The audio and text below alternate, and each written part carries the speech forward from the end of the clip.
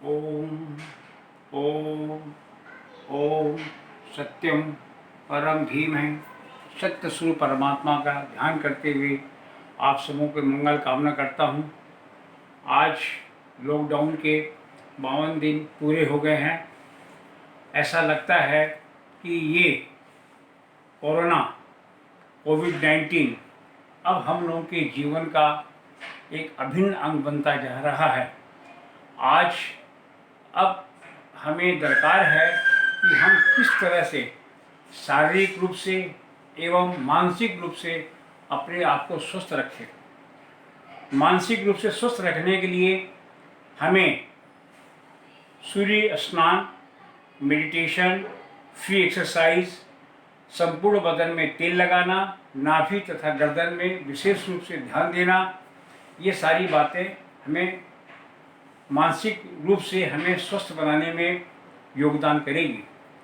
अब जहाँ तक शारीरिक रूप का बात है, हम मनुष्यों को अब जितनी रूटीन लाइफ को हम लोग लीड करेंगे, जितने बाहरी भोजन से अपने आप को बचाएंगे, जितने घरेलू भोजन का उपयोग करेंगे, हम उतने ही स्वस्थ रहेंगे।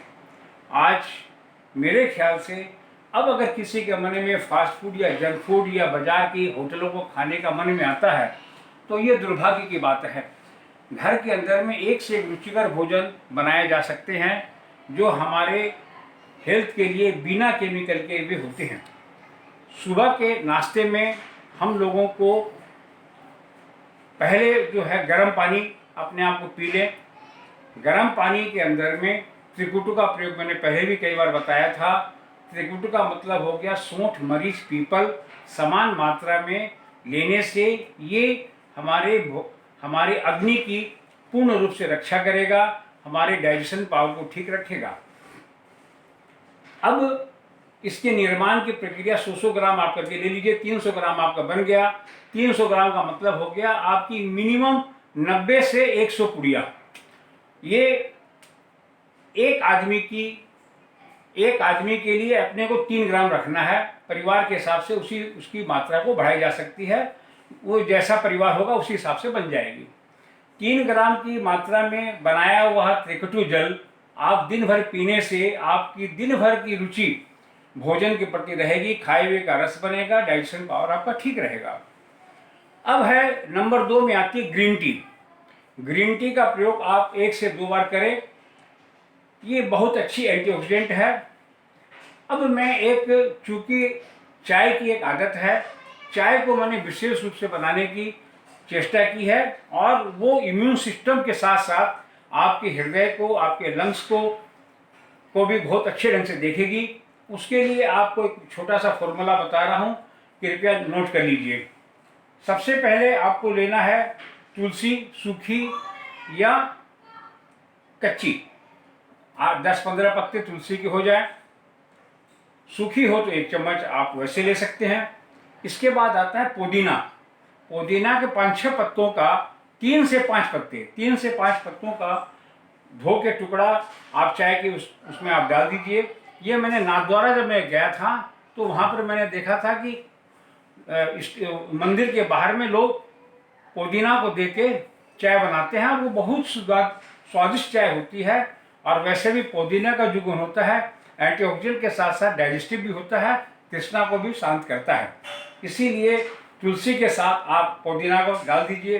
अब आप उसमें दो लौंग, 2 इलायची, 4-5 दाने गोलमरीच के, थोड़ी सी सौंठ और 1 पीपल और आधी चम्मच दालचीनी, ये डालने के बाद आप धो के 10 से 15 दाने काली किशमिश के आप इसमें डाल सकते हैं और इसका जोकूट करके आप इसका प्रयोग कर सकते हैं। 3 कप पानी में उबालिए, 1 कप पानी जला दीजिए और 2 कप पानी में ताग मिश्री मिले तो बहुत अच्छी है, नहीं तो साधारण मिश्री मिले तो अच्छी है, या खांड है तो खांड अच्छी है। चीनी का प्रयोग जितना कम करेंगे उतना ही आपके स्वास्थ्य के लिए अच्छा रहेगा। गुड़ की चाय भी बना के आप पी के इच्छा अनुसार ट्राई करके देखा जा सकता है। अब इसके बाद जो मैं बता रहा हूँ, घियाकस की हुई अदरक। घियाकस अदरक को घियाकस कर लें, उसके अंदर में उचित मात्रा में नींबू का रस डाल दीजिए और थोड़ा सा सेंधा नमक डाल दीजिए, और थोड़ी सी रुचि चाहे तो उसमें आप गोलमरीच दे सकते हैं। ये आप घर के लिए प्रत्येक व्यक्ति के बना सकते हैं।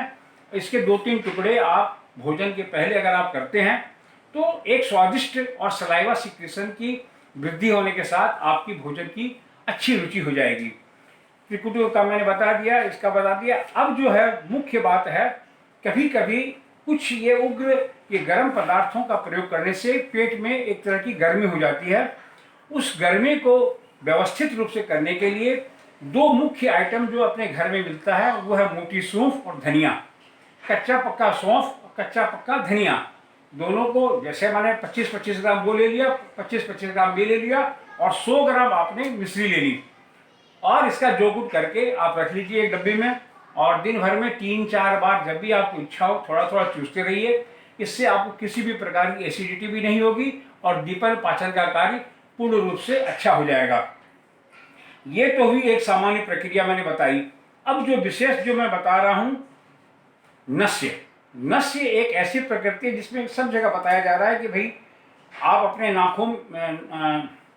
नाक के अंदर में प्रयोग करें कोई भी चिकना। तो चिकना के अंदर में आपके पास सबसे बढ़िया होता है गाय का घृत। गाय के घृत के अंदर में थोड़ी सी हल्दी डाल के उसको पका लीजिए और उसी को प्रयोग आप नाक में कर सकते हैं।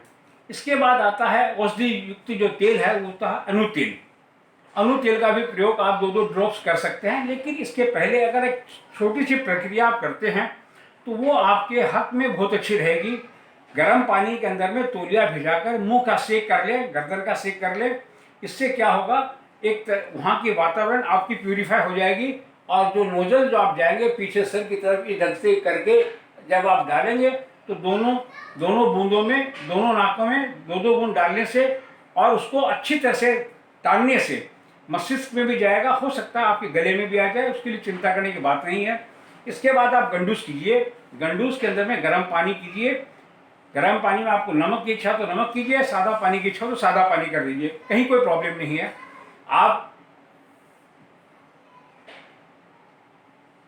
ये प्रक्रिया गंडूस में आप अपना करेंगे तो सारे मुंह के जितने भी आपके मुख्य दोष हैं वो आपके दूर हो जाएंगे। इसके बाद मैं जो महत्वपूर्ण बात आपको बता रहा हूँ वह है महानारायण तेल की मालिश आप संपूर्ण बदन में कर सकते हैं। गर्दन के पीछे के अंदर में महानारायण तेल की मालिश करने से जो सर्वाइकल स्पॉन्डिलाइटिस की जो प्रॉब्लम्स होती है, और जो आम चूँकि मैक्सिमम कार्य आज का लैपटॉप का हो गया है, तो लैपटॉप के कारण बहुत ज़्यादा कंसंट्रेशन और बहुत ज़्यादा स्ट्रेस गर्दन पे पड़ती है।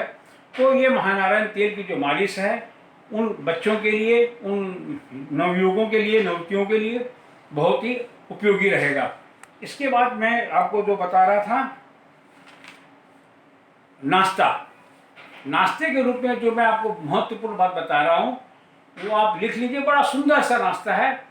आप 250 ग्राम काला तिल ले लीजिए, 250 ग्राम कलौंजी ले लीजिए और 50 ग्राम अजवाइन डाल दीजिए उसमें, प्लस उसमें 100 ग्राम से 250 ग्राम तक आप उसमें गुड़ मिला सकते हैं।